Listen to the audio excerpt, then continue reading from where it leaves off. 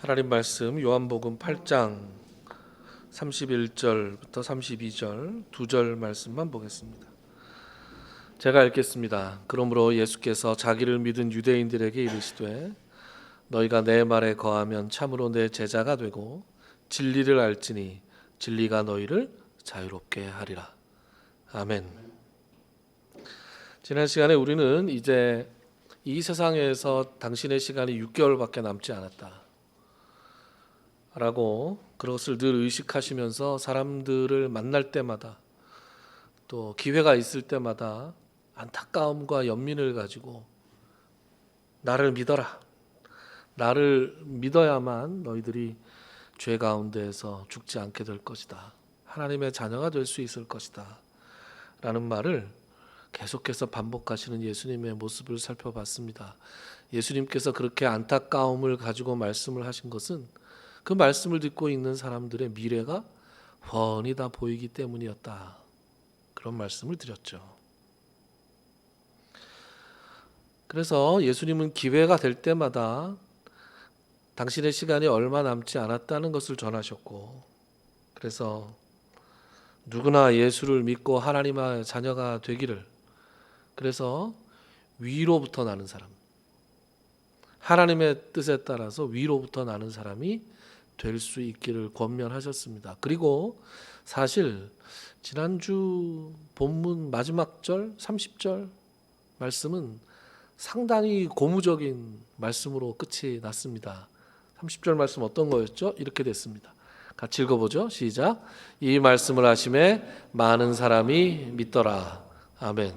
이 말씀을 하셨는데 많은 사람들이 믿었어요. 그리고 제가 지난 시간에 아주 장황할 정도로 요한복음에는 군데군데 예수님을 믿었다라는 표현이 많이 나온다라는 말씀도 드렸습니다. 재밌는 짓궂은 생각을 해봤어요. 많은 사람들이 믿는지 안 믿는지 어떻게 알았을까요?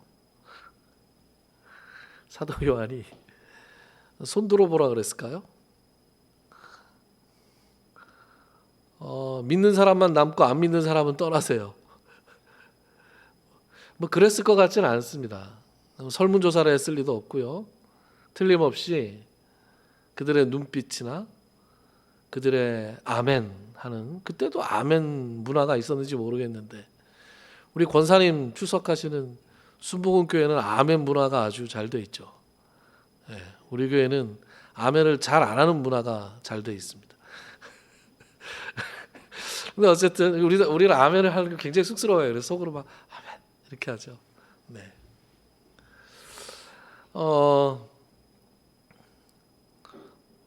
어쨌든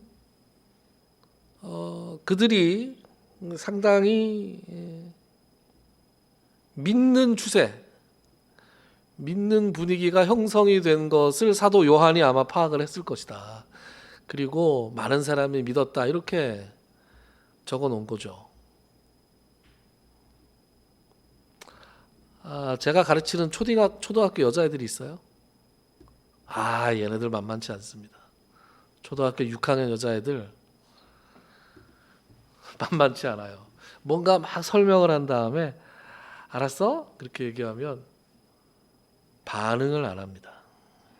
이게 알았는지 몰랐는지 절대 내색을 안 해요. 그리고 아주 그 포커 페이스를 딱 유지하면서 저를 빤히 쳐다봅니다. 이렇게 빤히 쳐다봐요.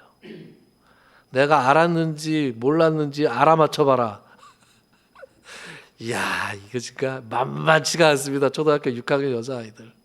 작년만 해도 대답을 좀 했어요. 근데 금년 들어서는 대답을 잘 안 합니다. 이게 사춘기가 온 거죠. 사춘기 애들 만만치 않습니다. 이게 애매해요. 그래서 그 어린 아이들처럼, 저학년 아이들처럼 순진하고 순수한 맛도 없고, 어른들, 고학년들처럼, 고등학생들 되면 이제 선생님을 좀 배려해 줄 줄 알아요. 그래서 뭐 알았어, 그럼 몰라도 알았다고 대답을 해주고 좀 그런 게 있는데, 이 초등학교 6학년 여자애들이 이제 앞으로 걱정입니다. 이제 계속 걔들하고 같이 가야 되는데, 얘네들이 얼마나 만만치 않냐 하면 말이죠. 제가 유튜브에서 재밌는 걸 하나 봤는데 여러분들도 보셨나 모르겠어요. 유튜브에 포옹에 대한 아이들의 반응, 이런 유튜브 본 적 있으세요? 없으시죠? 제가 한번 보여드릴게요. 어디 있더라? 여기 있습니다. 네. 학년별 포옹 반응이라는 게 있습니다. 어디서부터 봐야 돼? 처음부터. 그럼 잘 보이세요? 네. 자, 중학생이에요. 중학생. 선생님이, 제가 설명을 좀 할게요. 선생님이 이제 이렇게, 이게 줄넘기 학원이에요. 줄넘기 학원에 아이들이 들어올 때마다 이렇게 포옹하자 그러고 팔을 딱 벌리고 있는 거예요. 맨 처음에 아까 들어왔던 애가 중학생이에요. 중학생 어떻게 하고 갔어요? 보세요. 뭐래? 인사 푹 하고 가죠? 그 다음에 6학년 인사하고 가죠? 5학년 인사하고 가죠? 4학년 보세요. 4학년 들어오더니 안을 내다가 손만 치고 가죠? 3학년 오더니 안 씁니다. 2학년 앉죠. 1학년 뛰어오죠. 선생님하고 흔들고 이럽니다. 유치부 보세요. 막 달려오죠. 얼마나 예뻐요. 선생님하고 뽀뽀도 할기세요 지금. 우리 초등학교 6학년 애들이 지금 저하고 딱 이런 상태예요. 아는지 모르는지 맞춰봐라. 많은 사람들이 믿었다라는 이 말씀을 요한이 어떻게 알았을까라고 생각을 해보다가 우리 초등학교 6학년 아이들까지 떠올렸습니다. 제가 그렇게 됐어요. 어쨌거나 그들이 예수님의 말씀을 믿었다는 것을 본인들도 알았고 사도 요한도 알았고 예수님도 알았습니다. 그렇게 많은 사람이 믿은 것을 알았을 때 이제 오늘 본문 31절 말씀이 나오는 거예요. 뭐라고 나오냐? 한번 30절 말고 31절을 한번 같이 읽어보시죠. 시작. 그러므로 예수께서 자기를 믿은 유대인들에게 이르시되 너희가 내 말에 거하면 참으로 내 제자가 되고. 아멘. 오늘 설교는 말이죠. 요 31절 한 절만 가지고 할 겁니다. 그러니까 상당히 짧겠죠, 설교가. 원래는 36절까지가 본문이었는데 너무 방대하고 복잡해서 오늘은 31절만 하려고 하고요. 그리고 32절에 나오는 진리를 알지니 진리가 너희를 자유케 하리라. 이 말씀은 36절까지와 연결해서 다음 시간에 살펴보겠습니다.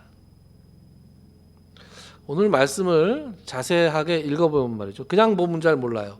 자세히 읽어보면 좀 이상한 느낌이 듭니다.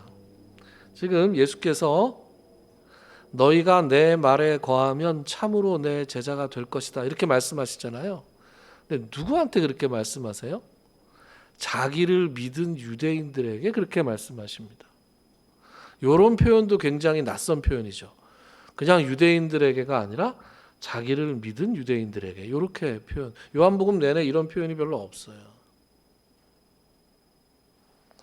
근데 이렇게만 읽으면 요 구절만 보면 우리가 이상함을 느끼기가 어려운데 8장을 쭉 읽어요. 32절부터 해서 쭉 읽다가 제일 마지막 절 59절에 가잖아요.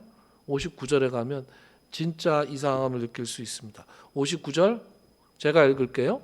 그들이 돌을 들어 치려 하거늘 예수께서 숨어 성전에서 나가시니라. 30절에 많은 사람들이 예수님이 믿었다. 31절에는 그 자기를 믿은 그 사람들에게 예수님이 말씀을 하셨어요. 그런 다음에 32절부터 쭉 대화가 예수님과 그들과의 대화가 이어지는데 여러분들 읽어보시면 오늘 읽어볼까 하다가 너무 지루할 것 같아서 제가 뺐어요. 읽어보시면 그 예수님과 이야기를 주고받고 있는 그 대상이 변하지 않습니다. 그러면 돌을 들어서 예수님께 던지려고 했던 이 그들이라는 사람, 이 59절에 나오는 그들이 누구예요? 누굽니까? 30절에 나온 예수를 믿은 사람들이에요. 31절에 나오는 자기를 믿은 유대 사람들이 이 예수님과 대화를 하다 보니까 마지막에 어떤 상황까지 가요? 돌을 들어서 예수님께 던지려고 하는 그 상황까지 갔다. 그들이 점점 더 적대적으로 변해갔다. 아니, 사실은 적대적으로 변했다기보다는 예수님과의 대화를 통해서 그들의 본색이 드러났다. 그렇게 표현할 수 있습니다. 아니, 조금 전까지 예수님의 말씀을 믿었던 사람이 예수님을 향해서 돌을 던지려고 하고 있는 거예요. 여러분, 이거 이상하지 않습니까? 어떻게 이런 것이 가능하냐? 이런 것이 충분히 가능하다라고 성경은 우리에게 말씀하고 있습니다. 여러분, 예수님은 사람이라는 존재가 충분히 그럴 수 있는 존재다, 얼마든지 그럴 수 있는 존재다라는 것을 늘 알고 계셨고, 그래서 우리에게 어떤 비유를 들려주신 적이 있습니다. 어떤 비유냐? 마가복음 4장에 보면 씨 뿌리는 자의 비유라는 게 나옵니다. 여러분, 씨 뿌리는 자의 비유, 이런 게 나오죠. 예수님이 뭐라고 하셨느냐? 예수님이 그런 말씀을 하세요. 오늘 말씀을 읽기 전에 예수님이 어떤 비유를 들려주셨냐? 들으라, 이렇게 시작하세요. 들으라.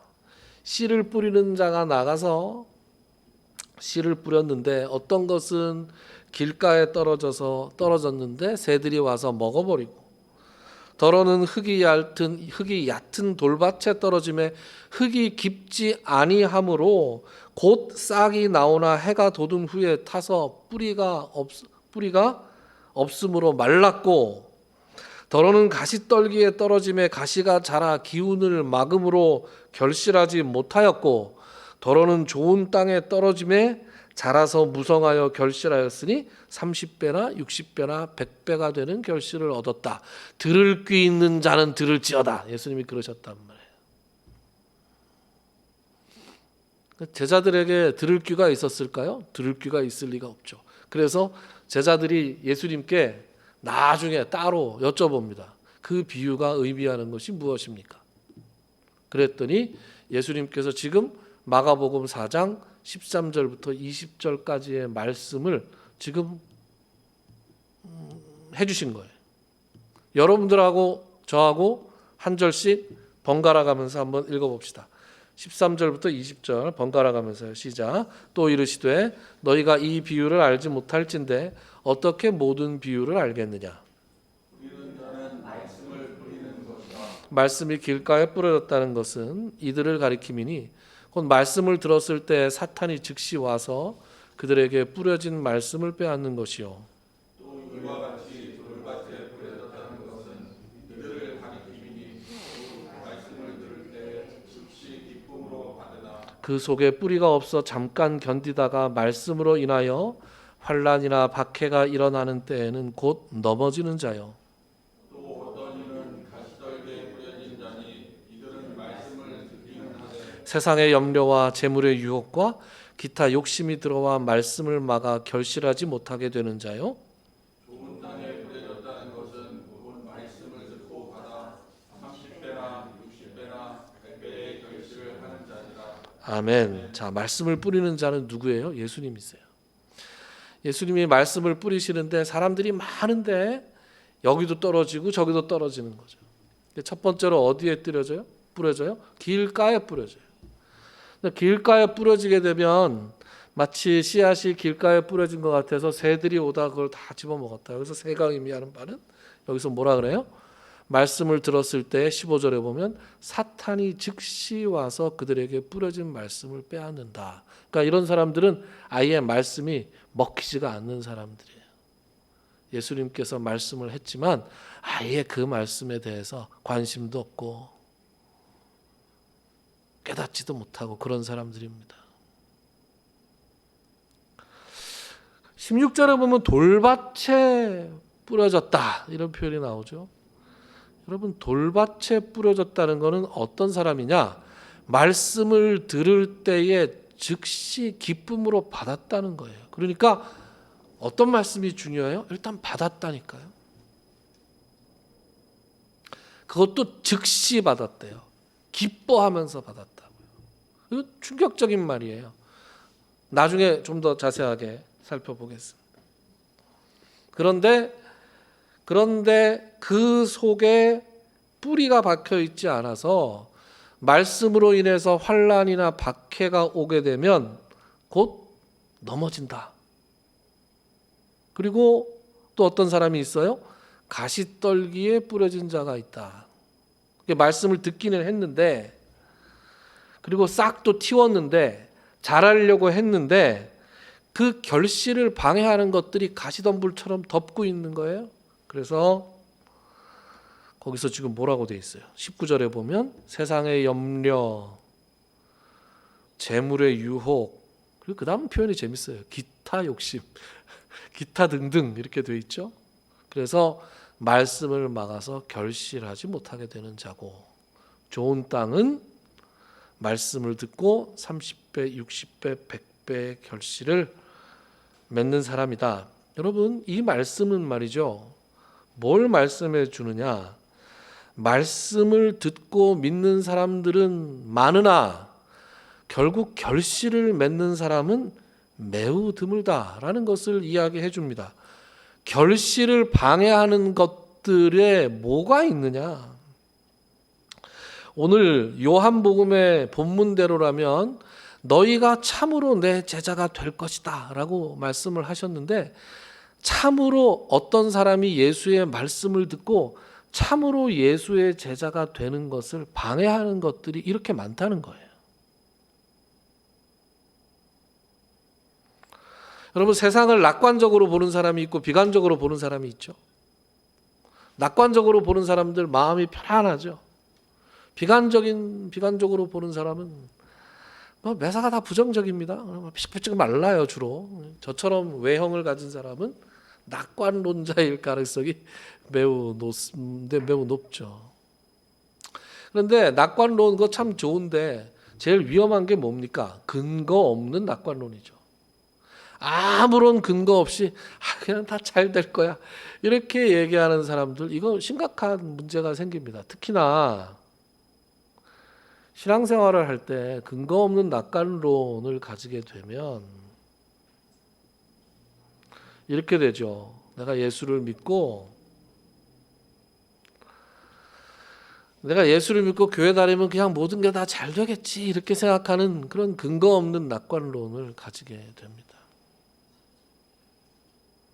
그런데 예수님은 이 근거 없는 낙관론에 대해서, 근거 없는 그런 낙관론에 대해서 말씀하신 적도 없고, 실제로 예수를 믿고 나서 모든 것이 다 잘 되지도 않습니다. 바울이 사도행전 14장에 보면 그런 말씀을 하죠. 우리가 하나님의 나라에 들어가려면 많은 환난을 겪어야 하리라, 이런 말씀을 합니다. 이 말씀을 하는 대상이 예수를 20년, 30년 믿은 오래된 신자들에게 하는 게 아니에요. 예수를 믿은 지 얼마 안 되는 초신자들에게 뭐라고 말을 하느냐? 우리가 하나님의 나라에 들어가려면 많은 환난을 겪어야 할 것이다, 이렇게 얘기를 합니다. 예수를 믿을 때, 아주 처음 믿을 때부터 모든 것이 다 잘 되지 않을 거야. 우리의 믿음 생활하는 게 만만치 않을 거야. 우리가 많은 환난을 겪어야 할 거야. 이렇게 근거 없는 낙관론을 펼칠 것을 아예 배제합니다. 그러나 그 사도행전 14장에 보면 그런 말씀을 바울이 할수록 그들의 그 말씀을 듣는 제자들의 마음이 더욱더 단단해졌다, 굳어졌다, 딱딱해졌다는 게 아니라 그 마음이 믿음으로 더욱더 단단해졌다, 이렇게 말합니다. 그래, 내가 환난을 겪을 거지만 나를 위해서 죽으신 주님을 위해서, 나를 하나님의 자녀로 삼아주신 그 예수님의 은혜를 위해서 내가 기꺼이 많은 환난을 감수해야 되겠다라고 그렇게 각오를 하게 된다는 것입니다. 그러니까 예수님께서 이렇게 말씀하시는 것, 우리가 말씀을 듣고 깨닫고 그것에 결실을 맺어서 참 제자가 되는 그런 과정에는 많은 어려움들이 있다라는 것을 우리가 알고 있는 것과 막연하게 모든 것이 잘 될 거야 라고 믿는 것에는 커다란 차이가 있다는 거예요. 말씀의 결실을 맺는 것을 방해하는 것들, 그래서 우리가 극복해야만 하는 많은 것들에 대해서 마가복음에서 예수님께서는 씨 뿌리는 자의 비유를 통해서 말씀해 주고 있죠. 그 중에 대표적인 게 뭐예요? 환난이나 박해. 여러분, 예수 믿는 사람들에 대한 환난과 박해가 오늘날 있습니까? 오늘날 없습니다. 적어도 우리나라에는 없습니다. 전 세계적으로 보면 많이 있죠, 아직도. 그러나 우리나라는 종교의 자유가 완벽하게, 좀 지나치게 많이 완벽하게 보장되어 있는 나라이기 때문에 예수 믿는 것으로 인해서 환난과 박해는 없다고 봐야 됩니다. 그렇지만 고난과 역경은 있죠. 그렇지 않습니까? 예수를 믿자마자 어려움을 겪는 사람들이 있어요. 여러분 주변에 많이 있습니다. 교회를 나가고 예수를 믿는다고 결심을 했는데 예수님을 영접을 하고 나니까, 그래서 신앙에 열심을 내고 나니까 집안에 누가 아픈 거예요. 아니면 자기가 아픈 거예요. 자기가 하던 사업이 척척 풀려야 될 것 같은데 오히려 사업에 막 길이 막히는 것 같은 거예요. 그런 걸 요새는 잘 안 쓰는 말인데 옛날에 집안에 우환이 들었다, 그런 얘기를 합니다. 예수 믿고 났더니 우환이 들었다.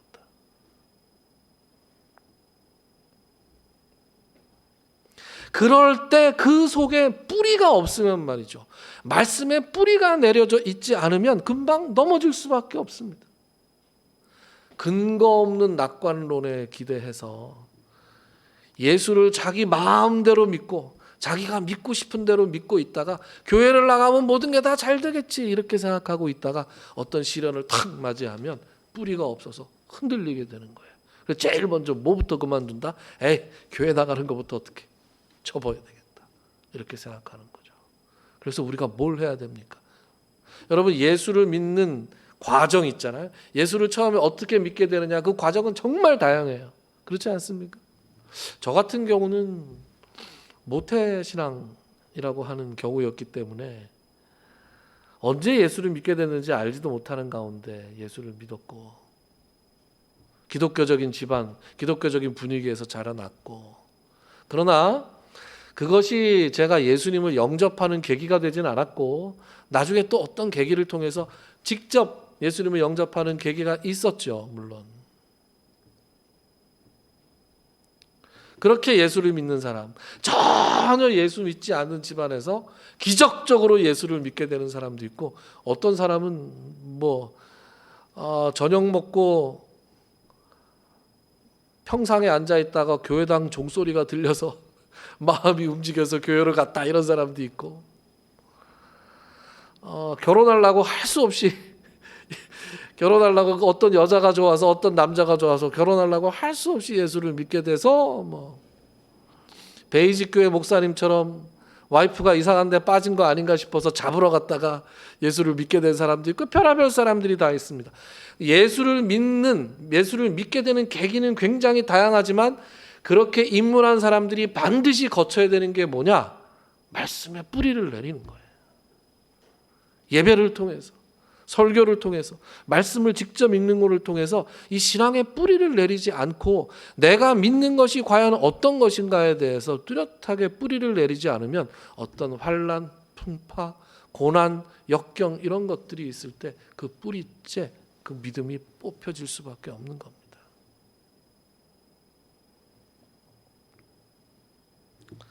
세상의 염려, 19절 세상의 염려.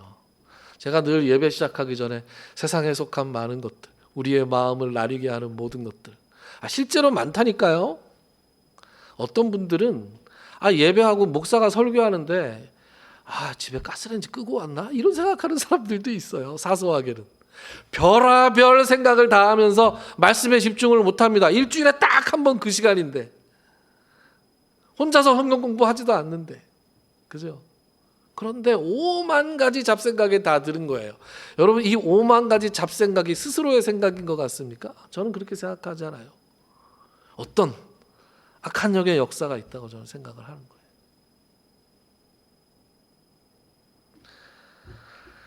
이렇게 예수 믿는 삶을 계속 살다가 세상에서 재밌는 거 한 번 누려보지도 못하고 성공하지도 못하고 내가 이렇게 살다 죽는 거 아닐까? 이런 걱정들. 내가 예수 믿는 원칙대로 살아가다가 돈도 한 번 시원하게 벌어보지 못하고 이렇게 살다가 죽는 거 아닐까? 그러면서 자기의 믿음의 원칙을 포기하고 자기가 옳다고 생각하고 자기가 예수님을 따르는 삶이라고 생각하는 그런 것들, 그런 기준에서 타협하는 삶을 살게 되는 거죠. 여러분, 기타 욕심 성경에 있을 표현, 예수님이 정말 기타 욕심이라고 하셨을까? 제가 이거 원문으로는 안 찾아봐서 모르겠는데 기타 욕심이 뭘까요? 여러분, 기타 욕심 뭐 갖고 계십니까?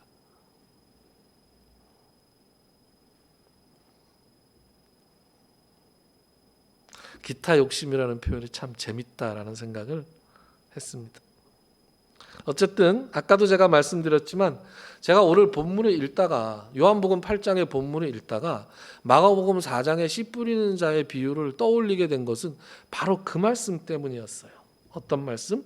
말씀을 들을 때에 즉시 기쁨으로 받으나 그 속에 뿌리가 없어서 견디다가, 이런 표현 있잖아요. 그 표현이 탁 떠올랐어요. 예수님의 말씀을 듣고 요한복음 8장 30절에서 많은 사람이 예수를 믿었다 그랬잖아요. 그런데 그 사람이 예수님께서 좀 더 본질적인 얘기를 하고 좀 더 그 마음에 도전적인 말씀을 하시니까 결국은 어떻게 됐어요? 예수님을 향해서 돌을 들어서 던지려고 하는 사람들이 되고 말았다니까요. 말씀에 뿌리가 없기 때문에 견디다가 자신의 가치관, 자신의 기존의 어떤 선입견, 통념 이런 것에 부딪히는 말씀을 하니까 그들이 돌연변화해서 자기의 본색을 드러내면서 예수님을 향해서 돌을 던진 거죠. 여러분,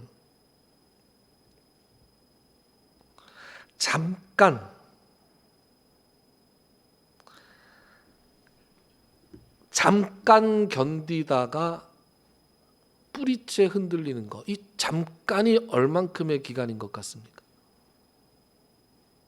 어떤 사람에게 1년일 수 있어요. 5년일 수도 있고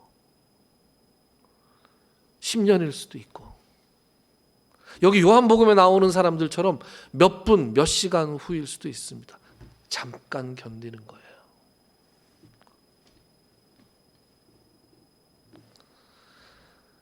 요한복음 8장에 나오는 그 사람들에게는 정말로 그것이 잠깐이었습니다. 그들이 예수님의 말씀을 믿었어요.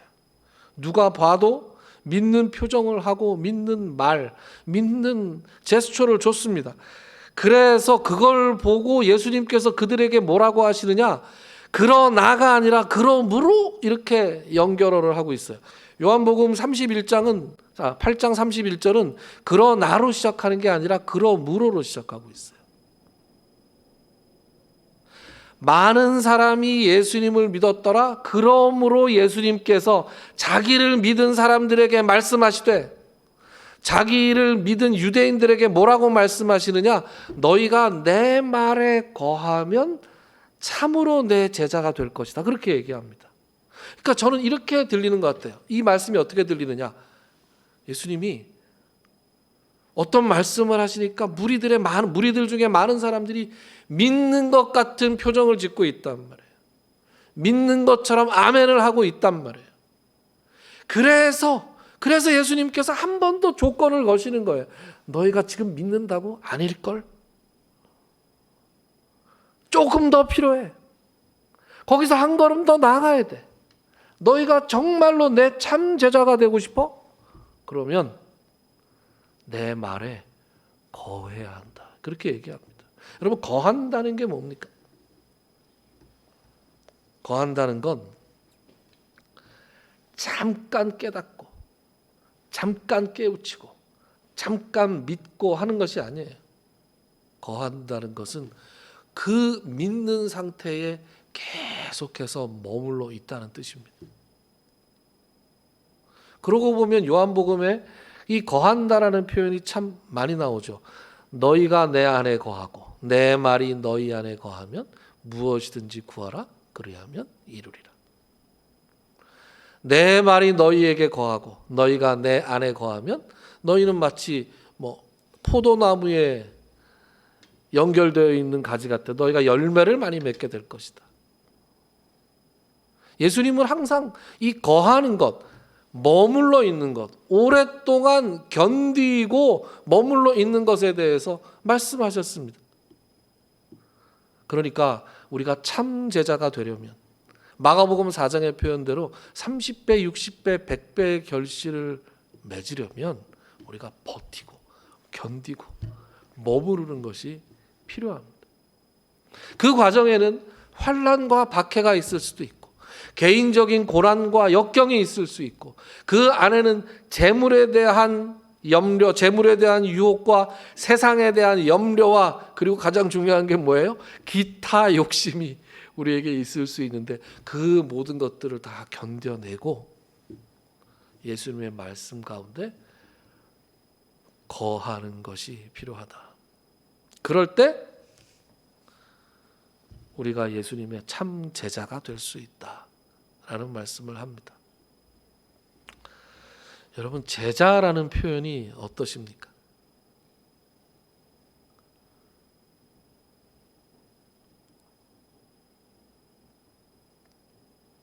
나는 갓길 교회 출석은 하는데 내가 교회를 출석하긴 하는데 내가 예수님의 제자인가?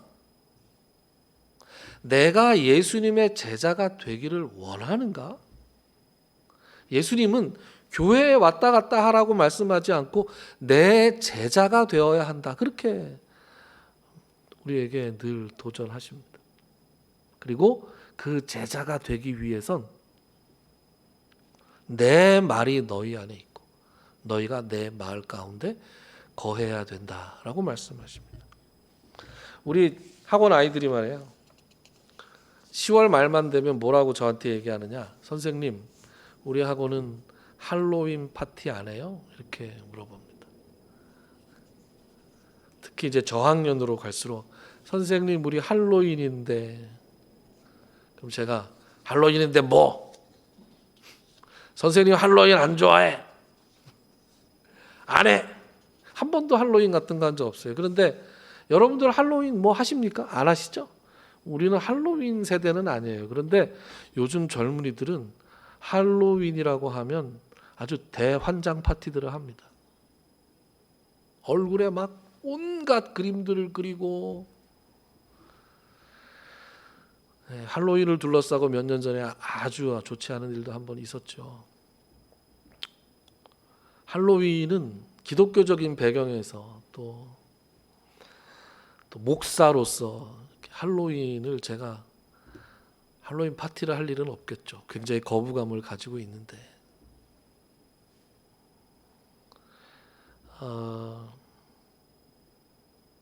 본질적으로 말해요. 할로윈은 기독교적인 배경도 있고 기독교에서 얘기하는 이교도적인 전통도 있습니다. 당연히 성경적이진 않죠. 할로윈을 해야 된다, 말아야 된다, 지켜야 된다, 당연히 지키진 않죠. 할로윈 파티에 참석해도 된다, 안 된다를 얘기하는 게 아니라 여러분, 요즘 행태를 보면 말이죠. 성탄절과 할로윈에 무슨 차이가 있습니까?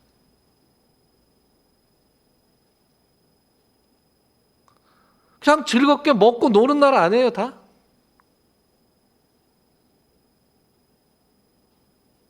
예수 그리스도의 오심을 다시 한번 기억하고 예수의 제자가 돼서 살아가겠다 이렇게 다짐하는 날이 성탄절 아니잖아요. 벌써 그런 것과 성탄절은 거리가 너무나 멀어졌습니다. 그런 의미에서 볼 때 할로윈하고 성탄절하고 뭐가 다를까? 그런 생각을 했습니다. 그런 슬픈 생각을 했어요. 우리 며칠 후면 성탄절을 맞이하게 되죠. 예수님께서는 언제나 너희가 내 제자가 되어야 된다 이렇게 말씀하십니다. 아기 예수가 이 땅에 고난을 예견하면서 이 땅에 육신을 입고 오셨을 때 그 마음과 하나님 나라에 들어가려면 많은 환난을 겪어야 할 것이다. 예수님의 제자로서의 삶을 우리가 생각하면서 다가오는 성탄절을 맞이했으면 참 좋겠습니다. 기도합시다.